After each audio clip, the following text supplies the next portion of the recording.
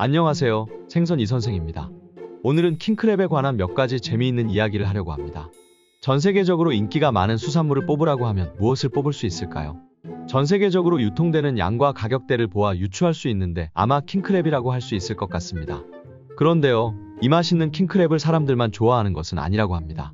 광어, 넙치, 대구, 문어, 해달, 심지어 다른 개들도 신선한 킹크랩의 맛을 즐긴다고 합니다.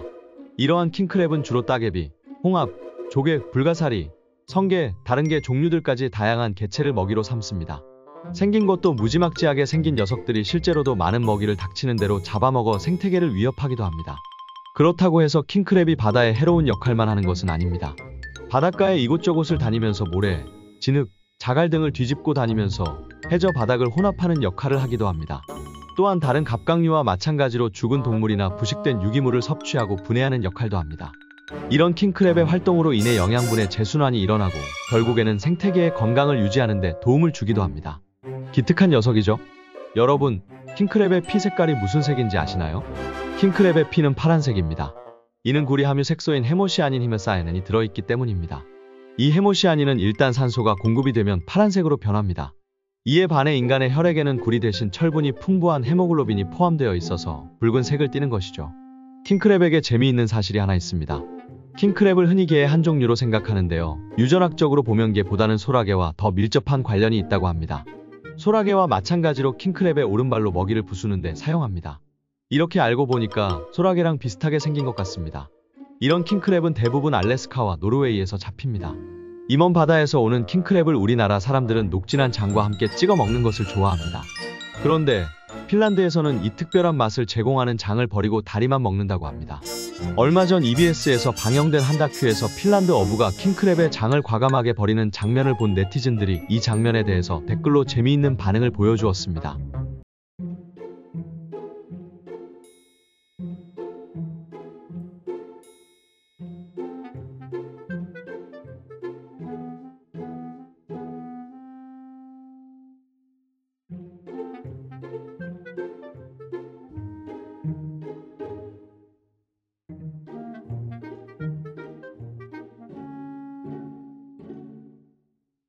킹크랩은 약 120종의 킹크랩이 있다고 합니다. 하지만 주요 산지인 알래스카에서는 상업성이 높은 레드, 블루, 골드 3종을 유통합니다. 킹크랩은 새끼를 직접 키우지는 않지만 매년 4만 5천에서 50만 개의 알을 낳습니다. 번식이 가능한 성체가 되기 위해서는 약 10년의 시간이 걸리며 수컷은 약 30년, 암컷은 25년 정도를 살 수 있다고 합니다. 그러나 대부분 자연산 킹크랩은 20년 전후로 생을 마감한다고 합니다. 그렇다면 이제 정말 킹크랩을 맛있게 먹는 것이 중요하겠죠? 먼저 시중에서 살 수 있는 킹크랩의 종류를 알아보도록 하겠습니다. 우리나라에서는 크게 4가지 종류의 킹크랩을 구매할 수 있습니다. 맛있다고 알려진 순서대로 소개해보겠습니다. 레드 킹크랩, 블루 킹크랩, 브라운 킹크랩, 하나사키 킹크랩 순입니다. 사실 이 부분은 맛의 질 차이라고 말하기는 어렵고 취향 차이 혹은 대중적인 선호도의 차이라고 하면 더 좋을 것 같습니다. 먼저 레드 킹크랩입니다. 표준명은 왕개입니다. 그러나 앞서 밝혔듯이 바닷개와는 완전히 다른 종입니다. 이 레드 킹크랩이 제일 비싼 가격에 팔리고 있는데 때에 따라서 블루 킹크랩보다 1kg에 5,000원에서 1만원 정도 가격이 높게 형성되어 있습니다. 예전에는 레드 킹크랩 물량이 부족하면 블루 킹크랩을 들여온다고 알려졌는데 꼭 그런 것은 아닙니다. 어획량 및 소비자의 선호도의 변화로 인한 수요와 공급에 의해서 유통이 결정되기도 합니다. 그리고 선호도가 높은 것이 블루 킹크랩입니다. 레드 킹크랩과 달리 버터향이 나서 싫어하는 사람도 있다고 하나 어디까지나 개인적으로 느끼는 맛의 차이라 분명하게 이렇다 저렇다 말하기는 어렵습니다. 서식지도 약간의 차이가 있습니다. 블루는 북극해와 그 일대 알래스카 베링해 일대에 서식합니다. 그리고 레드는 블루보다는 남쪽에서 서식을 합니다. 그렇다면 이 둘을 어떻게 구분할 수 있을까요? 크게 2가지를 보면 알 수 있습니다. 첫 번째는 다리의 색입니다. 레드의 앞발은 등딱지 색과 비슷하고 블루는 조금 더 푸른 빛을 띠고 있습니다. 그러나 초보자의 입장에서 볼 때 따로 봐서는 잘 구분이 되지 않습니다. 일생에 몇 번 안 먹는 킹크랩을 우리가 어떻게 구분할 수 있겠습니까? 제일 좋은 방법은 킹크랩 등 중앙에 있는 육각형 안의 돌기를 보고 구분할 수 있습니다. 킹크랩 레드의 돌기 수는 6개이고 블루의 돌기 수는 4개입니다. 하지만 예외가 있을 수는 있습니다. 그 다음이 간혹 볼 수 있는 브라운 킹크랩입니다. 골드 킹크랩으로 불리기도 합니다. 우리나라에서 유통되는 양은 그리 많지 않습니다. 레드나 블루의 가격이 너무 비쌀 경우에만 대체형으로 유통이 된다고 합니다. 그리고 마지막으로 유통되는 킹크랩이 하나사키입니다. 이름부터 벌써 일본스러운 느낌이 나지요. 하나사키 킹크랩은 일본 북해도와 러시아 북태평양에서 주로 잡힙니다. 하나사키라고 불리는 이유는 두 가지로 보고 있는데, 첫째는 하나사키 킹크랩이 잡히는 주요 장소가 일본의 하나사키항이라고 보는 견해와 하나사키 킹크랩을 익히면 빨갛게 변하는 모습이 일본어로 꽃이 핀 것 같다고 해서 꽃을 뜻하는 하나와 피다 라는 뜻의 사키의 합성어로 보기도 합니다.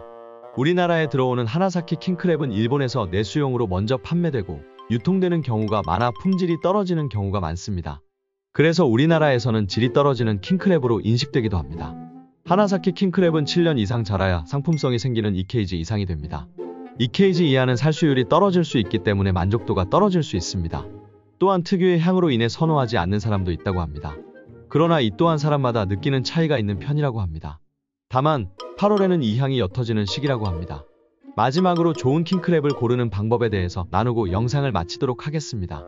첫 번째로, 인터넷으로 킹크랩을 구매하는 것이 아니라면 수조의 상태를 체크하는 것이 중요합니다. 아무래도 스트레스를 받는 킹크랩이 뱉어내는 토사물로 인해서 수질을 떨어뜨리고 킹크랩의 상태를 나쁘게 하기 때문입니다.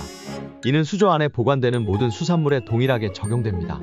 두 번째는, 뒤집어 봤을 때 배 부분에 딱지가 부풀어 있거나 열려 있다면 피하는 것이 좋습니다. 상처난 킹크랩도 마찬가지입니다. 왜냐하면 상처로 바닷물이 들어가서 짠맛이 심하게 날 수 있기 때문입니다. 그래서 죽은 킹크랩이 싸게 팔리기는 하는데, 이런 이유로 짠맛과 비린내가 올라올 가능성이 높아지기 때문입니다. 세 번째는, 손으로 킹크랩을 들어보고 다리의 상태를 보는 것입니다. 모든 갑각류들은 다리를 지탱하는 힘을 보면 그 상태를 알 수 있습니다. 손으로 들어봤을 때 움직임이 좋거나 의도적으로 안으로 오므리면 좋은 킹크랩입니다. 반면에 다리가 축 처져서 힘이 없다면 상태가 좋지 않은 것이라고 판단할 수 있습니다. 마지막 네 번째로, 다리를 손으로 눌러봐서 알 수 있습니다. 손으로 눌렀을 때 다리가 탱탱한 것이 상태가 좋을 가능성이 높습니다. 대부분의 갑각류들은 다리부터 살이 빠지기 때문에 손으로 만져봤을 때 부실한 느낌이 있다면 잡힌 지 오래돼서 수율이 떨어지는 킹크랩이라고 생각해 볼 수 있습니다. 이제 킹크랩에 대해서 어느 정도 기본 상식을 갖추셨을 테니 한번 날 잡고 킹크랩을 드셔보시기를 추천드립니다. 조금 더 싸게 드시려면 3에서 5월 사이가 가격이 떨어질 가능성이 높습니다. 또한 성탄절이나 명절 기간은 피해서 드시는 것이 조금 더 합리적인 가격으로 드실 수 있을 것입니다. 꼭 킹크랩 드세요. 이 영상 보시고 도움이 되셨다면 구독하기, 좋아요, 알람 설정 부탁드립니다. 구독과 좋아요, 알람 설정하신 분들은 한 달에 한 번씩 킹크랩 먹을 수 있는 경제적인 여유가 생기시기를. 감사합니다. 생선이 선생이었습니다.